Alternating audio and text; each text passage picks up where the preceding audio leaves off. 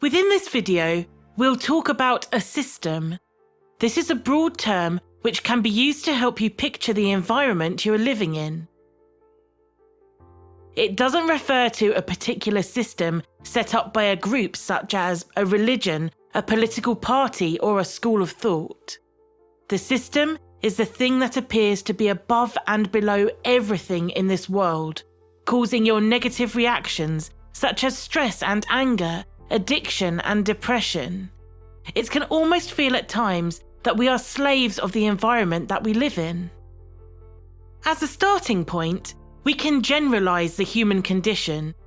Looking at your friends and family, even yourself, when you get what you want from the world around you, it makes you happy and relaxed. But when you lack that fulfillment, or it is denied to you, you become anxious, angry, and depressed.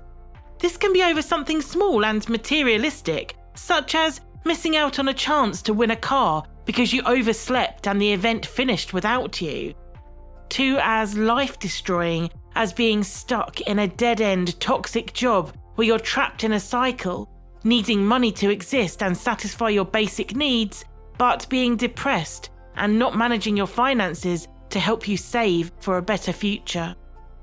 We have already discussed human nature in our videos, the backwards law and fear of missing out. These overwhelming desires to be liked and to be content push us towards activities that may not always be good for our mental health or well-being. But when you value the prize so highly, you will stop at nothing to achieve it. The same is true for when you dislike something. If you hate it so much that it physically makes you stressed, angry, or even repulsed, you will do your utmost to avoid coming into contact with it. The issue is, these chains we talk about, which tie us to the world around us, not only limit our growth, they also leave us vulnerable to being the target of manipulation. Like an animal at a zoo, trapped in a small area, being fed by others, being filtered information through our keepers, you are never seeing the full story because your chains restrict you from stepping beyond the enclosure. This manifests in many ways. Maybe you become friendly with your keeper and start to trust them because they always bring you the tastiest food. Even though they hold the key to your freedom and you are comfortable, you don't want to escape. You could become extremely angry that you are trapped in this small area, constantly banging your head on the bars without using reason or logic, without thinking, because your desire to escape is so strong that you sabotage your chances. Or, most likely, you will become anxious and depressed, never feeling that you have a hope of escaping, and becoming more comfortable accepting this position in life. You are fed. You have a mediocre amount of freedom to move in your zoo enclosure, and you are given the basic needs. Sometimes you feel happy because you are given a treat or an extra toy to play with. This is the most dangerous outcome because, just like the trapped animal, you believe that the people looking after you, the government, the religious leaders, the big companies, the tech moguls, have your best interests at heart. They keep you comfortable and semi-satisfied, slowly creating a narrative of trust, taking away your thirst for knowledge or opposition. Most people follow this comfortable pattern of work, sleep, eat, repeat, from the cradle to the grave, because they are too tired, scared, or sedated to think beyond the chains which society has burdened them with. So, how can we break free from these things that weigh us down and hold us back? As we addressed in our video, Be Like Water, when you become calm, fluid, and adaptable, you have the greatest chance to overcome an obstacle. The first thing to understand and accept is that we cannot change certain things in the world around us. This could be weather, a pandemic, a family crisis, death of a loved one. But we can choose not to be enslaved by our environment. For example, grieving after a death. This is a natural and healthy process, and it's one that can take some time to work through. Yet, if you grieve your whole life every single day, it enslaves you. This becomes depression and a myriad of other mental health issues. You should not forget the person who has passed on, but equally, you should respect their memory enough to find fulfilment in your life and be the best version of you, making the most of opportunities that are presented to you. This is where a philosophy called Stoicism kicks in. Stoicism is a school of Hellenistic philosophy founded by Zeno of Citium in Athens. This was conceived more than 2,300 years ago. The Stoics are especially known for teaching that virtue is the only good for human beings, and those external things such as health, wealth, and pleasure are not good or bad within themselves. When a dog is tied to a cart, if it wants to follow, it is pulled and follows, making its spontaneous act coincide with necessity. But if the dog does not follow, it will be compelled in any case. So it is with men too. Even if they don't want to, they will be compelled to follow what is destined. The Stoics believe that certain destructive emotions result from errors of judgment, and they believe that people should aim to maintain a will that is in accordance with nature. Just as with Taoism and beliefs rooted in the idea of balance and calmness, being Stoic involves understanding the rules of natural order and living in peace with that rhythm. Because humans are always striving to be content and form a stable pattern of events in their life, big businesses play on their fear of uncertainty to sell more products and then cause a fearful state which only serves to make you their slaves.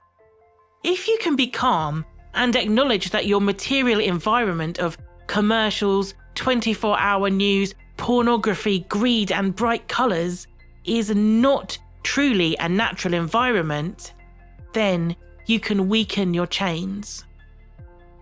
You see, Stoicism actually flourished as a form of philosophy for more than 600 years in ancient Greece and Rome, with many of the elite taking on its ideas as well as the general public. Unfortunately, it saw a decline due to the major religion of Christianity taking over in Greece, Italy, and the countries which we call Europe today. Lucius Annaeus Seneca, an ancient Roman statesman, explains, "Nothing is so wretched or foolish as to anticipate misfortunes. What madness is it to be expecting evil before it comes?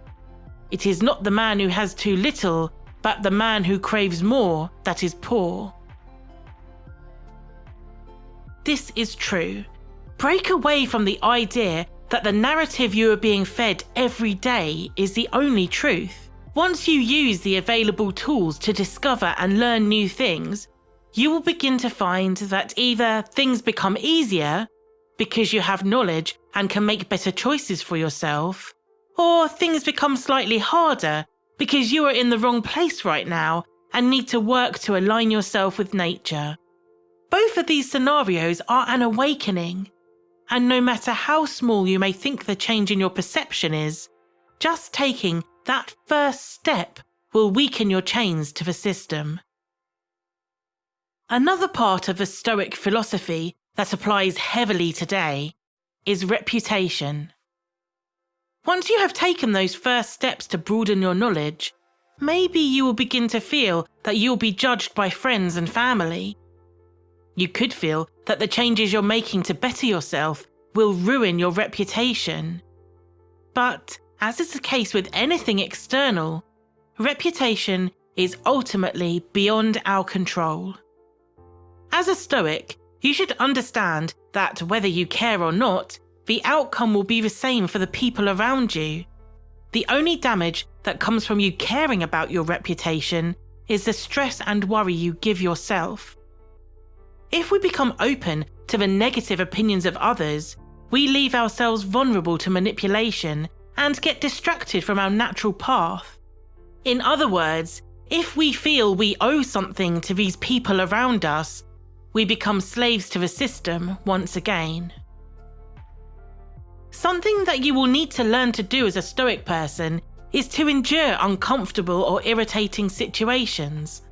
This is not the same as being stubborn and unmoving. Enduring means that you understand this situation will pass, and in fact, you may learn something valuable from it. People will moan, complain, and get angry about certain things because they feel they are entitled to something better. But in reality, we are entitled to nothing. So try to learn from a bad situation rather than fight against it and complain. This will do you good, as you can share your experience with others and help them see that there is hope. An example of this is making a complaint to a company about a product. Let's say a case for your cell phone. You ordered a purple case and they sent you an indigo coloured one. It was expensive, and when you check the listing, you can see in the small print that they say, "Colours may vary depending on the monitor you are using to view this product." You are sure that the company are trying to scam you, and you are frustrated that it takes ages to get through to their customer service centre. When you finally speak to someone, you are loud, angry, and demand a refund or a new product right there and then. But they tell you it will be a further 2 weeks. It's at that point that you've had enough. You swear at the operator and hang up the phone. In contrast, a Stoic person would understand that they were sent a product that didn't quite fit their expectation. Then when calling customer service, they would ask questions and discuss the situation with the operator. When it's explained to them it will take 2 weeks to sort the issue, the person chooses to acknowledge that, yes, it is a little bit irritating. They thank the operator and wait patiently until their refund is back in their bank account. The difference between the two people is simple. The first person has made themselves worked up over an issue that is certainly not life-threatening. And not only have they become distressed, they have made another person, the phone operator, feel upset by their harsh words and attitude. No doubt, the person will also complain to their family and friends about the company and the issue with the colour. And then the customer service operator on the phone will also complain to their friends and family about the rude person they encountered during their shift. All this negativity rippling out, it's just not necessary. The Stoic person has been logical, followed steps to seek an answer, and if they feel irritated, they have chosen to keep it to themselves, therefore minimizing negativity in their environment and silently fighting against a desire to feel hard done by. This is another way to break the chains that bind us into our expected human behaviour.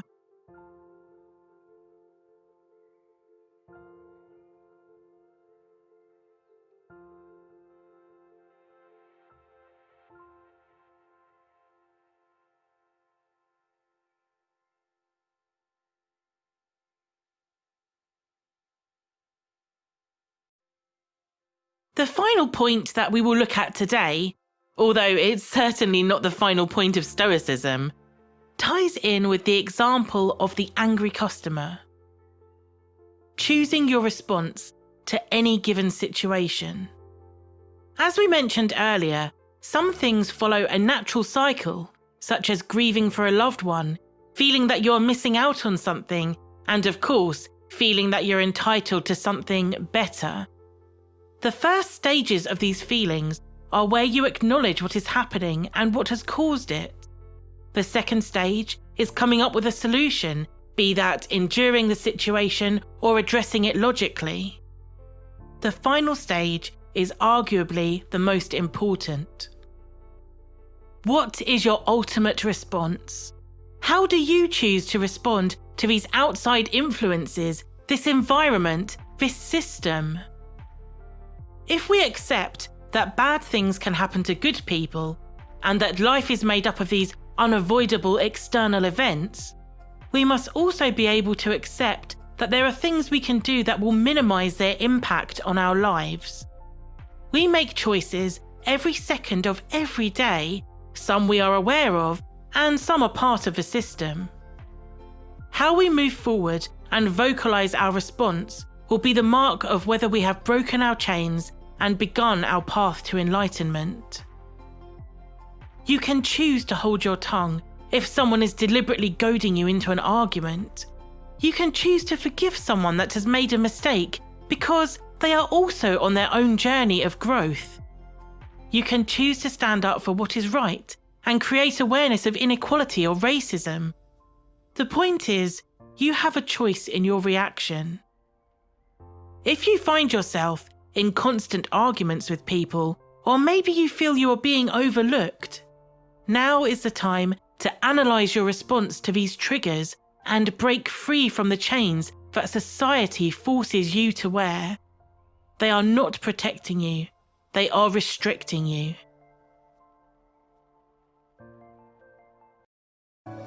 If you have enjoyed this video and you're inspired by what you've seen, don't forget to like, subscribe and share. Let's change the world together.